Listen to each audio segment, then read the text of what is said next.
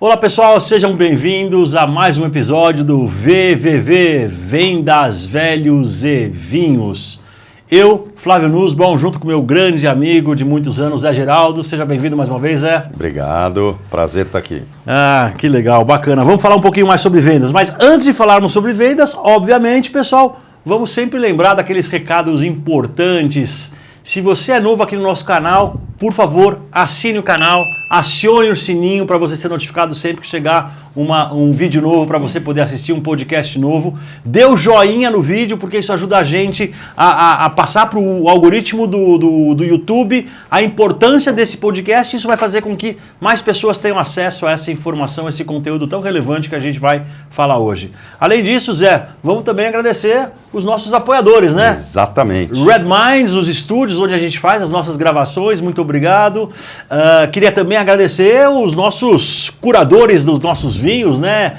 Empório Vinho do Sul, Bira, Simone, muito obrigado pelo apoio, pela ajuda de escolher o vinho. E hoje a gente tem um vinho especial demais, hein, Zé? Esse vinho é sensacional. Nunca eles erram. Pois é, mas esse de hoje é um vinho que eu adoro, eu sei que você adora também, mas daqui a pouco a gente vai falar sobre ele. E é isso aí. O tema de hoje, Zé, que a gente estava batendo um papo, a gente ia falar um pouquinho sobre o vender é um processo. Né?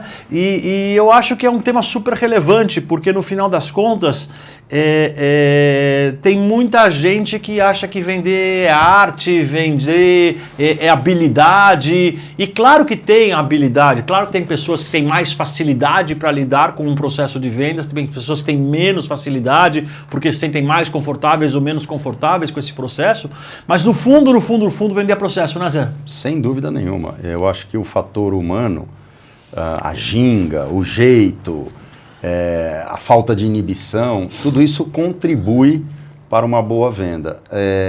Mas eu já vi vendedor muito bom de processo e sem tanto talento pessoal vender bastante porque segue bem o processo. A gente tem um exemplo no futebol que é muito claro. Messi e Cristiano Ronaldo. O Messi é talento puro. O Cristiano Ronaldo é talento com muito processo, com muito desenvolvimento, com muita dedicação, com muita resiliência. Não é à toa que ele vai para a Copa do Mundo depois dos 40. E claramente dá para perceber que o Messi não vai. Quer dizer, ele até vai, mas não nas mesmas condições. Eu acho que ele não vai. Mas talvez se for, não vai ser nas mesmas condições que o Cristiano Ronaldo está indo, por exemplo. Né? Exato. E aí a gente percebe que ele segue muito processo e tem muita resiliência. Claro que processo em cima de treinar para um jogador de futebol é diferente de vendas. Mas eu acho que é um exemplo claro de como você, não tendo este talento, esse jogo de cintura, sabe aquelas pessoas que você fala, esse nasceu para vender. Uhum. Mesmo sem ter o nasceu para vender, você seguindo o processo e tendo resiliência vai dar certo. Pois é, e sabe que eu tenho trabalhado muito esse assunto, processo de venda com os clientes que eu atendo, né? E uma das coisas que eu falo assim com muita frequência é que no final do dia, para cada empresa, para cada tipo de negócio, o processo pode e deve ser ajustado à realidade daquela empresa. Ou seja, não existe um processo padrão, é isso que eu estou querendo dizer. Exato. E eu acho que talvez essa seja a mensagem se não é a mais importante, é uma das mais importantes mensagens que a gente queria passar aqui hoje para vocês, turma. É assim, não tem processo padrão. Ou seja, você precisa entender pela característica do teu negócio, pela forma com que você se relaciona, pelo teu ICP, a gente já falou de ICP em outro podcast, quem não assistiu, assista o podcast de ICP, que ele é bem bacana. Enfim, baseado nisso tudo, tem que desenhar o processo. E tem vários tipos de vendas, né? Eu sempre falo, vários não, tem pelo menos 2 tipos de vendas, são as mais comuns, né? Tem aquilo que a gente chama de uma venda transacional. Uhum. O que é uma venda transacional? Uma venda que tem um processo, mas um processo muito simples. Oferta, fechamento, oferta, fechamento, oferta, fechamento. Exemplo, eu estou com sede, eu entro no supermercado, vou lá na gôndola onde tem as garrafas de água, escolho uma água para comprar, seja qual for a marca, passo no caixa, pago. Venda transacional, escolhi a água, passei, peguei, bebi, paguei, bebi e resolveu o problema. E tem um outro tipo de venda que a gente chama de venda consultiva ou venda complexa. Independentemente de qual o tipo da venda, tem processo. E aí, deixa eu te contar uma história super interessante sobre essa história de processo de vendas e a importância do processo das estatísticas. Eu estava um dia indo para minha casa e eu imagino que todo mundo já se deparou com uma cena dessas na vida, alguma vez pelo menos, que é um menininho que coloca um pacotinho de bala no espelho do seu carro.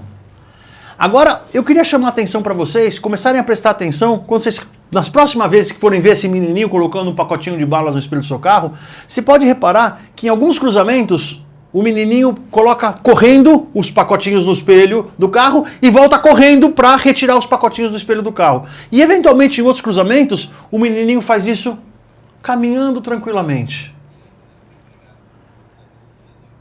E aí às vezes quando eu conto essa história para o cliente, eu pergunto, por que você acha que em alguns cruzamentos o menino faz isso correndo e em outros um outro menininho faz isso caminhando? Por que você acha, Zé? Olha, uma boa pergunta, mas eu acho que porque o cara que vai caminhando já percebeu que correndo ele tem menos resultado. Pois é, não é exatamente isso. Na verdade, a chave dessa história chama-se taxa de conversão. Porque provavelmente o menino que faz caminhando, ou ele porque ele está num cruzamento melhor, ou porque ele tem uma carinha que gera mais pena e mais emoção nas pessoas de ficarem com dó e quererem comprar a balinha dele, tem uma taxa de conversão mais alta. E vou te explicar por que eu estou te dizendo que é a taxa de conversão. Porque um dia eu vi um menininho desses no farol e eu falei, deixa eu trabalhar. Eu virei a rua, parei o meu carro na rua, à direita, e fui conversar com esse menininho. Ele vendia na época a balinha a R$2. Eu falei, escuta, garoto, vem cá, quero conversar com você. Ele falou, não posso, eu tenho que vender bala. Eu falei, quanto custa a bala? Ele falou, R$2. Eu abri a carteira, dei 20 para ele, falei, me dá 10 balas, agora vem conversar comigo. Comprei o tempo dele. Eu falei, escuta, por que você faz correndo e não faz andando? Aí ele me deu uma resposta que explica por que é taxa de conversão. Ele falou assim, sabe o que é, tio? É que se eu fizer andando, eu não vou conseguir vender as 20 balas que eu preciso vender por dia. Eu tenho que fazer correndo. Traduzindo a resposta singela dele, porque a minha taxa de conversão é baixa. Uhum. Né? Então, olha só, a gente está falando de uma venda transacional que tem um processo super simples. O menininho coloca a bala lá no espelho, oferta, ele passa caminhando ou correndo, fechamento. No final das contas, depois de conversar com ele, ter essa aula com ele, eu devolvi as 10 balas para ele, deixei ele com os R$20 e ele deve ter ficado feliz da vida que fez o dinheirinho que ele precisava fazer no dia dele. Mas enfim, eu só gosto de contar essa história da vida real que eu passei, porque mesmo um menino que faz as coisas de forma intuitiva, faz correndo por intuição, porque tem que vender mais, não sei o que lá, a resposta é porque processo e porque a partir do processo você consegue saber qual que é a tua taxa de conversão. Tem algumas coisas mergulhadas nisso, que eu acho que são importantes, porque você está falando de taxa de conversão, eu vou um pouquinho mais a fundo. Ele já deve ter calculado, mesmo que instintivamente, que se ele correr, ele consegue abraçar 20 carros num semáforo fechado. E quando ele abraça 20 carros, ou coloca a balinha para 20 carros, talvez ele venda para um. Então ele tem um hit rate lá. Isso, né, uma na taxa de conversão dele, de uma bala a cada 20. Eu preciso correr 20 para vender um. E quando você fala do cara mais lento, se realmente ele for mais performático, ele, por algum motivo, como você falou, a cara dele mais triste, ou ele a cada tem um 15, a cada melhor, 12 ele vende uma bala. A cada 10 ele vende uma bala. Mas ele é vagabundo, porque se ele fizesse 20, ele venderia 2 balas. O que leva sempre a eu pensar que existe uma regrinha para qualquer tipo de venda que é muito simples. Quanto mais você prospectar, meu Deus do céu, você vai vender mais. Mágica, né? É uma coisa tão lógica. Às vezes eu explico isso para vendedor, reexplico e tal, e as pessoas não entendem a lógica simples que tem isso. Claro. Se você vender qualquer coisa por telefone, por exemplo, se você ligar 50 vezes, você vai ter mais chance do que quem liga 20. Por melhor que seja o cara de 20. E se você fizer 100, você vai ter mais resultado que 50. Desde que você faça ligação para o seu ICP. Ah, não, isso é outra conversa. Não. Eu só tô falando aqui, porque ele não assistiu o nosso episódio do ICP, só para não achar que é sair ligando para qualquer pessoa. Ou para qualquer potencial, teoricamente potencial cliente, né, Zé? Eu concordo. Não adianta você fazer 50 ligações para crianças de 12 anos vendendo plano de cemitério. Exatamente, é difícil Seu vender. sucesso vai ser zero. Tende a ser zero. Porque se o ICP está errado. Mas, partindo do pressuposto que você já passou pela lição do ICP, já sabe qual é o seu diferencial, já sabe que o teu cliente vê em você de bom, é matemático. É matemático. Quanto mais você falar, mais você vai vender. E por isso que é tão importante o processo, né? Porque, vamos lá, a gente falou agora de uma venda transacional, mas vamos falar de venda complexa. Que pode ser a venda que você faz na tua empresa, a venda que eu faço na minha empresa, ou a venda que muitos clientes que eu trabalho, que você também atende, também fazem. E aí é importante você definir quais são as etapas do processo. Porque não é só oferta-fechamento. Né? Você tem qualificar o cliente, gerar necessidade, gerar eventualmente uma proposta, negociar a proposta para fechar, entender a dor, enfim. Então, a mensagem que eu acho que a gente tem que passar no final das contas é: entenda que é fundamental você ter um processo bem desenhado, saber quais são as etapas que fazem sentido. E outro exemplo que eu gosto de dar, né? Por exemplo, eu nunca conversei com ninguém da Embraer, mas eu ouso dizer que o processo de vendas da Embraer pode ser que tenha, eventualmente, dezenas de etapas. Por quê? Porque quando a Embraer anuncia, vendi 15 jatos para a empresa XYZ do país ABC, seja qual for. Aí eles disseram assim, essa é uma negociação que levou 4 anos para ser fechada. Imagina quantas etapas não tem um processo de vendas da Embraer para uma venda que tem um tempo de maturação de 4 anos. É claro que tem muito mais etapas do processo do que uma venda, por exemplo, de uma consultoria, que na minha empresa pode levar 2, 3 meses, 6 meses, eventualmente 1 ano. É óbvio que tem mais etapas, ele é mais complexo. E as etapas são vivas. O que eu Claro. quero dizer com etapas vivas? Elas podem alterar no meio do caminho, no meio do jogo. Você tem que criar mais uma etapa. Sei lá, foi para o jurídico analisar. E por que tem que criar mais uma etapa? Por que ela é viva? Vamos tentar trazer essa mensagem para a turma. Por que você fala que é viva? Porque a gente tem uma coisa por trás de todo o CNPJ que chama ser humano, que é um CPF. E cada ser humano se comporta de uma forma. Tem padrões de comportamento, mas ele se comporta de uma forma. Aí você coloca um CPF dentro de um CNPJ, com processos daquele CNPJ. E aí você tem o outro CNPJ com um CPF vendendo para esse cara. Começa a ficar tão complexo que às vezes as coisas mudam. E tudo isso ainda é impactado por mudanças de comportamento e mudanças culturais. Tudo. Corte de budget. Então, exato, corte de budget. Ou, de repente, agora está na época, na onda, né? Falar de ESG, que fala sobre governança, e governança passa por compliance. Então tem um monte de empresas que estão colocando agora mais uma etapa nos seus processos de contratação que chama-se compliance jurídico. Isso aí. Então, você tinha um funil que tinha 5 etapas e de repente você teve que criar uma 6ª etapa intermediária ali no meio para contemplar essa mudança. Olha só que interessante, você imagina um concorrente meu, tá, que está vendendo uma solução para um cliente.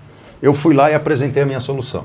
Ele já viu que eu estou um cara certificando, ou estou me certificando em ISO 27001, que é a base da LGPD, que para inteligência artificial, que é o que a gente vende, é muito importante. Quando eu faço a apresentação para o cliente e eu mostro para ele isso, eu criei um problema no processo do meu concorrente. Claro. Porque quando ele for falar com o meu concorrente, ele vai falar, e ISO 27001 você tem? Se o cara não tem, ou ele está fora, ou ele vai ter que buscar ter, e acabou com o processo dele de venda, porque aquilo ali é um impeditivo. Exato. Estou dando um exemplo meu aqui, mas como os processos são mudados dependendo da negociação, dependendo de como você está evoluindo no seu processo. Por isso que isso é um organismo vivo. E no final das contas, tão importante quanto você definir as etapas do processo, que é o que eu sempre falo, você tem que definir quais são as ações que tem que acontecer em cada etapa do processo e, principalmente, qual é o gatilho que te habilita a mudar de uma etapa para outra. Exatamente, para você não ficar iludido. Ou você não... Porque se você não tiver muito bem definido, vou pegar a tua palavra iludido e vou até refrasear ela com de uma outra forma que eu acho que até explicita um pouco melhor a palavra iludido. Porque se você não definir muito claramente qual é o gatilho que te faz mudar de uma etapa para outra, você vai ter uma equipe de vendas que cada um vai mudar de uma etapa para outra baseado no eu acho que. Eu acho que eu saí da etapa oportunidade e vim para a etapa negociação. Vamos supor que esses são 2 nomes de etapas. Só que na hora que cada um muda de uma etapa para outra ao seu bel prazer baseado no seu achismo, as estatísticas intermediárias de ciclo de venda ficam furadas. E aí você tem dificuldade de fazer gestão. E você está falando ainda micro, tá, Flávio? Se a gente for para um exemplo, eu já trabalhei numa empresa uma vez que tinha uma CEO, que era CEO de algumas empresas business units. Cada business unit dessa tinha um responsável. Embaixo desse responsável tinha 3, 4 diretores de vendas. Embaixo dos 3, 4 diretores de vendas você tinha 3, 4 equipes de vendas.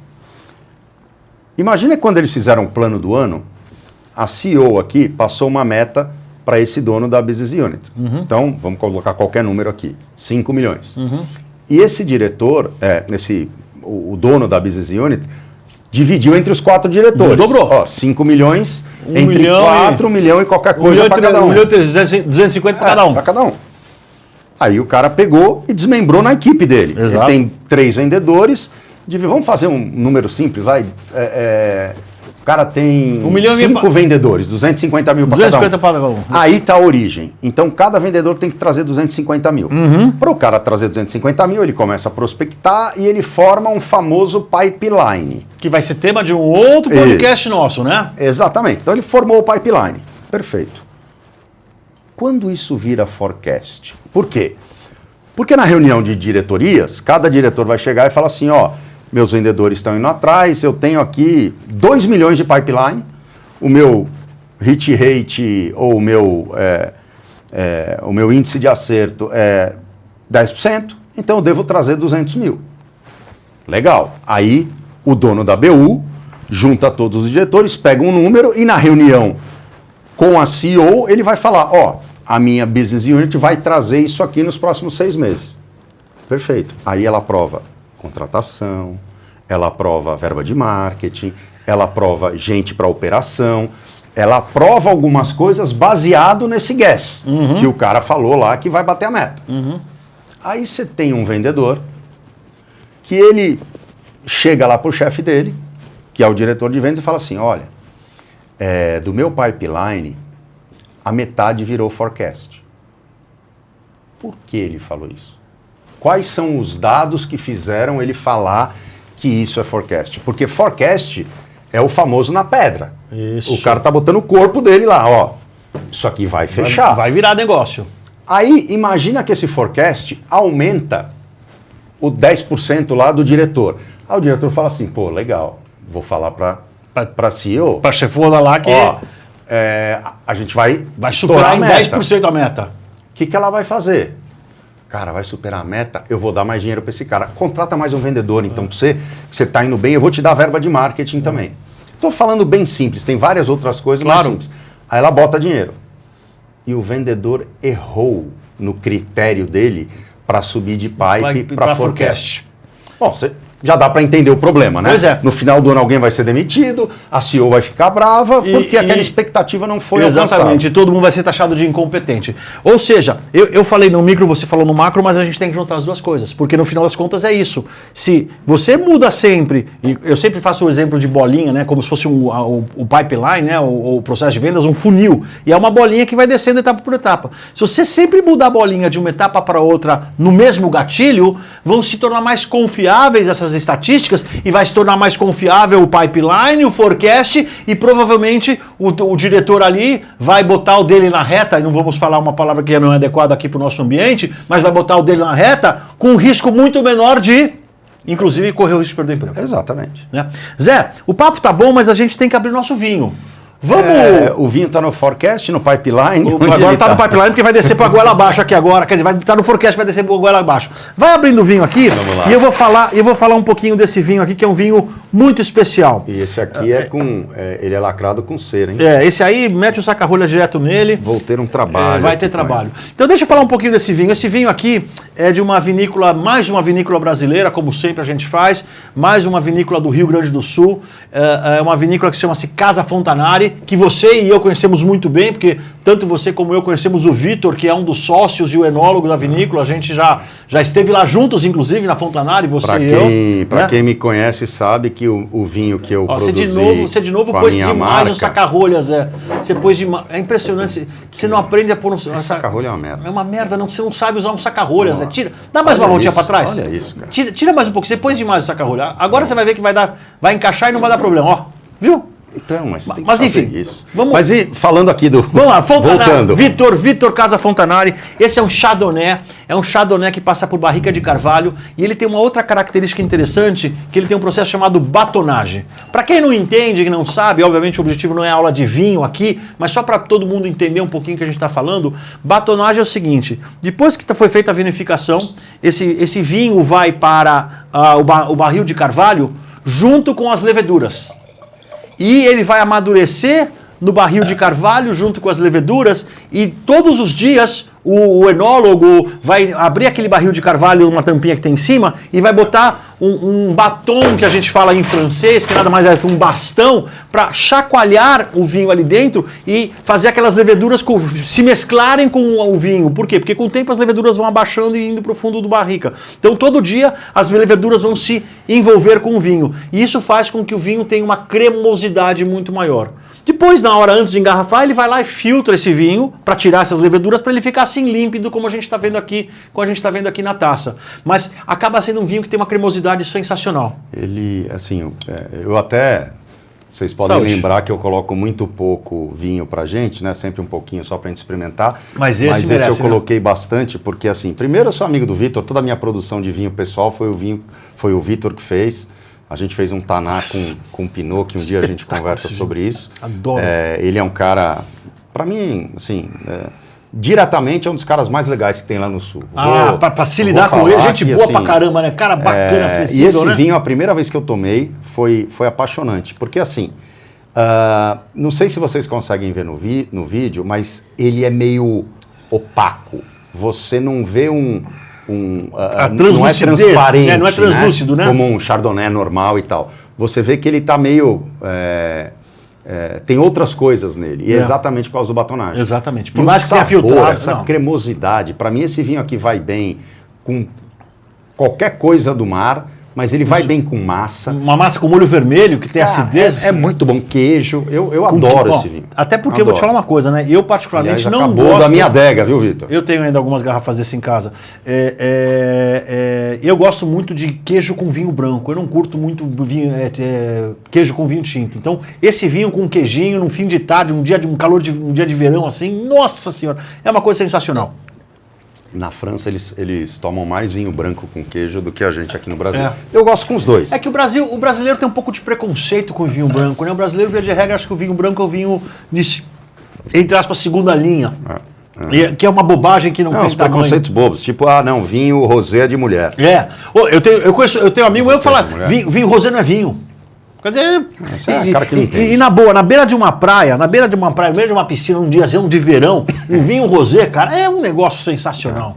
Mas enfim, vamos voltar aqui pro nosso apelo, que a gente está curtindo aqui o Fontanari, o batonagem. Vitor, saúde, obrigado aí, cara. Parabéns, tá sensacional, apesar de que esse vinho aqui, esse aqui é uma garrafa 2024, ou seja, está jovem ainda. Esse é um vinho que dá para guardar mais uns 5 ou 6 anos, fácil, ele ia ficar melhor ainda na garrafa. Mas vamos voltar para cá, Zé. E eu acho que a gente tem que, para a gente concluir esse assunto de processo de vendas, eu acho que tem um outro tema que é fundamental estar acoplado a um bom desenho do processo de venda, com as ações, gatilhos e que tais, que é um bom sistema para fazer a gestão do processo de vendas, que é o tal do CRM. Hoje em dia... O que acontece, né? Você consegue gerir uma área de vendas sem um CRM? Consegue. A dificuldade para você gerir é imensa. Aumenta sobremaneira. Se você não tiver um CRM. E ainda vai escapar coisa. Então, consequentemente, se você é mais produtivo, você consegue ter mais resultado. Então, por isso que eu acho que um CRM é realmente muito importante. O que eu sou um pouco reticente é que o CRM vai resolver a vida. Não, ele não é a panaceia. Porque você vê vendedor de CRM, o vendedor de CRM chega para você e fala, você vai aumentar 35% das vendas usando o meu CRM. Todos os problemas da sua vida estão resolvidos, né? Não é isso aí, né? Claro. Não é isso aí. Sem dúvida, é um sistema necessário, acho que todo mundo tem que ter, quando você atinge um certo tamanho tem que ter. Ele melhora muito a sua vida, ele consegue te dar dicas, ele consegue te fazer agendamento do seu próxima conversa com com o seu lead. Assim, Então, você tem uma base de dados, tem informação. mas olha como o CRM por si só não é a solução. Eu vou contar uma história que aconteceu comigo com um cliente. Eu tinha sido contratado para fazer o planejamento estratégico de uma empresa. Estava lá fazendo trabalho com os 2 sócios da empresa, mais o grupo de executivos, não sei o que lá. E num dado momento que a gente estava ali no processo de construção do planejamento estratégico, surgiu a história da área comercial. Ele falou, não, porque semana que vem vamos começar a implementar o CRM X, que é considerado a Ferrari dos sistemas de CRM. Começa com S, né? Começa com S. Pois é. Enfim, e é caro para burro. Caro para burro. Eles tinham contratado a consultoria da empresa para implementar, estavam pondo um caminhão de dinheiro naquilo ali. Deixa eu só fazer uma pergunta para vocês. Vocês já desenharam o processo comercial? Na verdade, 2 perguntas eu falei. Vocês já desenharam o processo comercial aqui da empresa? E a segunda pergunta, vocês sabem o que vocês querem extrair do sistema CRM? E a resposta foi não e não. Eu falei, então faz um favor. Não paga. Suspende a reunião agora, Não paga. pega o telefone, liga para a empresa e suspende. Não estou falando para cancelar, suspende a implantação. Para quando? Para daqui a 1 mês, 2 meses, seja o que for. Por quê? Porque a gente tem que parar tudo, desenhar o processo comercial, É isso aí. desenhar o que a gente quer que o CRM nos traga. Só depois disso que a empresa tem que vir. Porque essa vai ser a primeira pergunta que eles vão fazer. Qual é o teu processo comercial? O que você espera? Se você falar não tenho, não sei, eles vão botar um processo genérico, basicão, vão gerar um monte de informações que não necessariamente que você precisa, e você vai falar, esse CRM é uma porcaria. E o CRM não é nem porcaria nem bom, mas ele foi mal implantado porque você não sabia o que você queria do CRM e qual era o teu processo. Dito e feito, suspendemos a implantação. E eu acabei vendendo uma outra consultoria para eles para desenhar o processo comercial e desenhar o que eles queriam do CRM. Trabalhamos 1 mês e pouco naquilo ali. Aí sim a empresa veio, implantou e foi maravilhoso. Mas, de novo, se eu não tivesse feito aquelas 2 perguntas, eles não tivessem dado a sorte de eu estar lá conversando sobre esse assunto, feito as 2 perguntas, eles iam gastar um monte de dinheiro e não ia funcionar. E aí vão falar que o processo comercial é uma porcaria, que o CRM é uma porcaria, tudo é uma porcaria. Além de...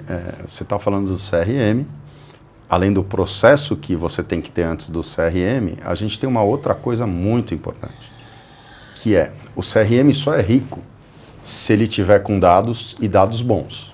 Isso. E para ele estar com dados e dados bons, você precisa ter uma equipe de vendas que utilize o CRM, gestores de vendas que utilize o CRM de forma correta, com dados corretos. E aí nós temos outro problema, que é a veracidade dos dados. O vendedor faz uma reunião e ele escreve o que ele quer.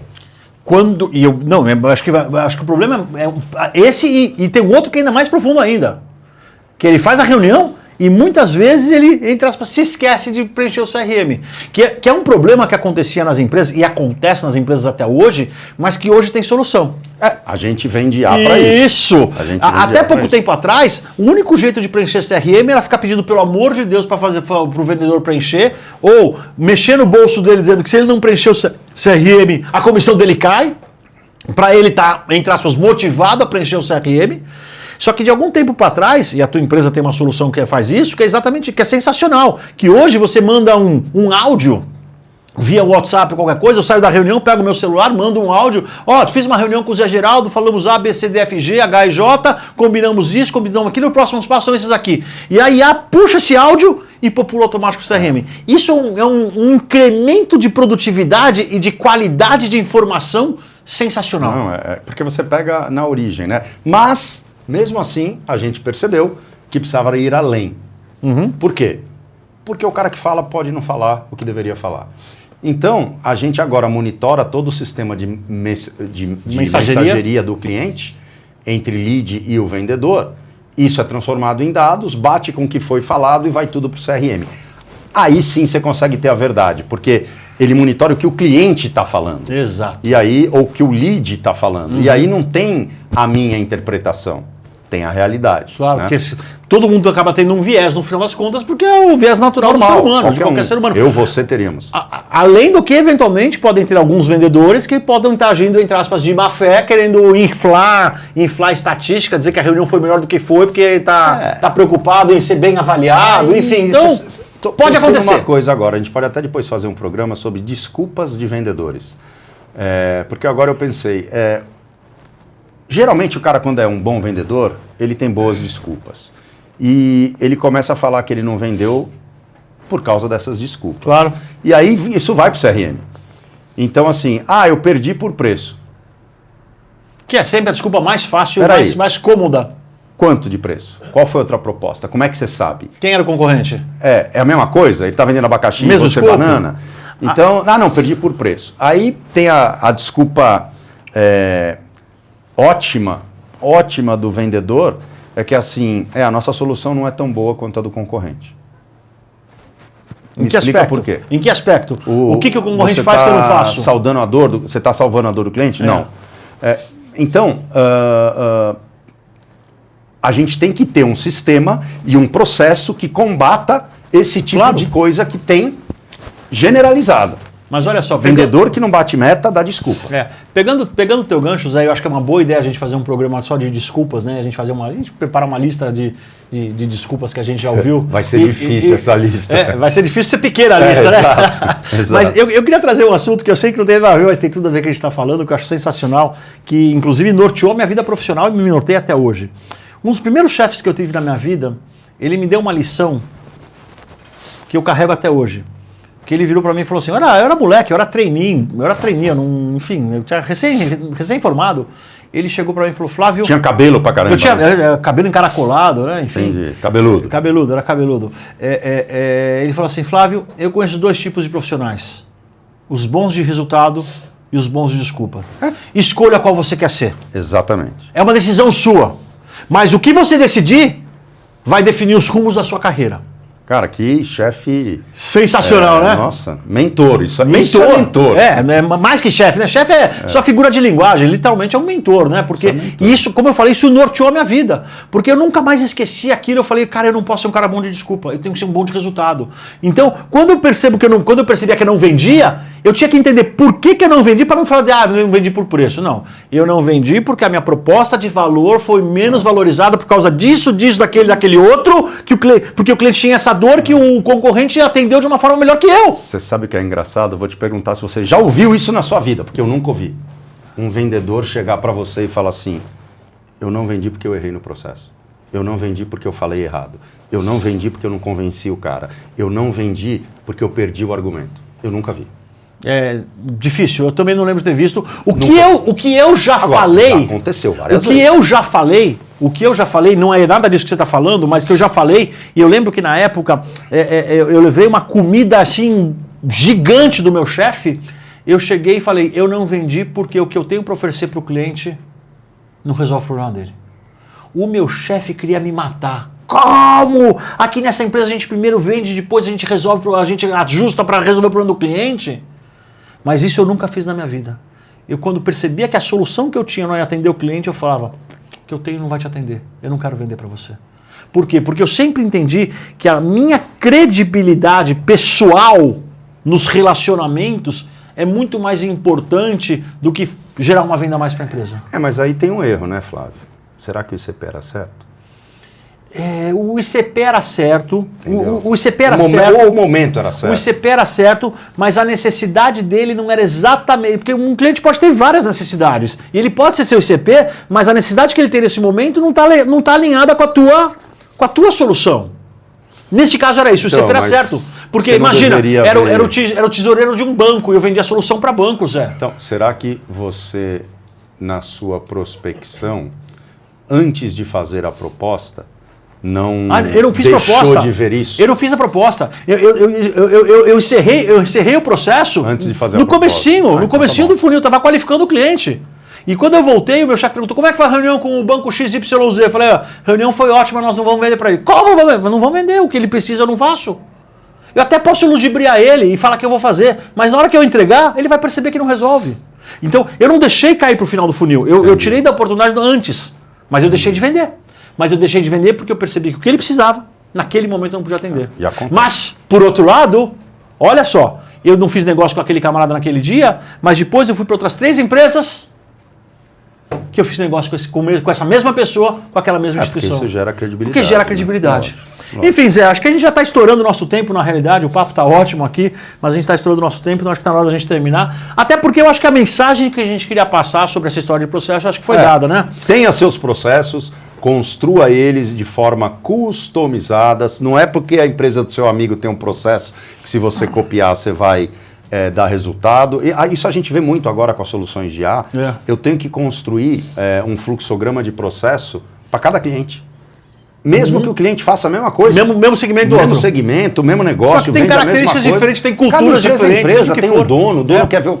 Então, assim, não se enrijeça. Exato. Que vai ter que ser esse processo. E cria o processo para te ajudar, não para te atrapalhar. Cria o processo, tem os gatilhos para mudança de... Opa, Zé, Quase deixa o estúdio inteiro, Zé, pelo amor de Deus. Deixa o estúdio inteiro. Mas tem os gatilhos para mudar de etapa e, preferencialmente, quando esse processo estiver maduro, tem um sistema para te apoiar, que vai ajudar. Mas primeiro tem o processo e sabe o que você quer do sistema para depois contratar sistema. Isso é super importante. Enfim, pessoal, eu queria mais uma vez agradecer Red Minds, nosso parceiro aqui de estúdios e tecnologia para captação de áudio, vídeo e infraestrutura. Vino do Sul, Bira, Simone, muito obrigado de novo. Acertaram na mosca. Bom, isso aqui não tem erro. Nós vamos ter que parar a gravação para acabar a garrafa. Ou então a gente, no final da gravação, a gente guarda a garrafa e a gente depois sai para jantar aí. Agora, Zé, põe mais um pouquinho que eu ia fazer um brinde com você, só que você já deu o último gole no... que pena. Você deu o último gole no vinho, Zé? Eu não vou conseguir fazer o brinde com você, Zé. Rapaz, agora é põe mais um pouquinho aí. Eu tava com o copo aqui na mão, taça aqui na mão para fazer o brinde com você. Só um pouquinho. Vamos deixar o Fontanari para fora. Deixa o Fontanari para fora. Zé, saúde. Até a próxima. Valeu, até a próxima. Pessoal. Tchau, pessoal. Valeu.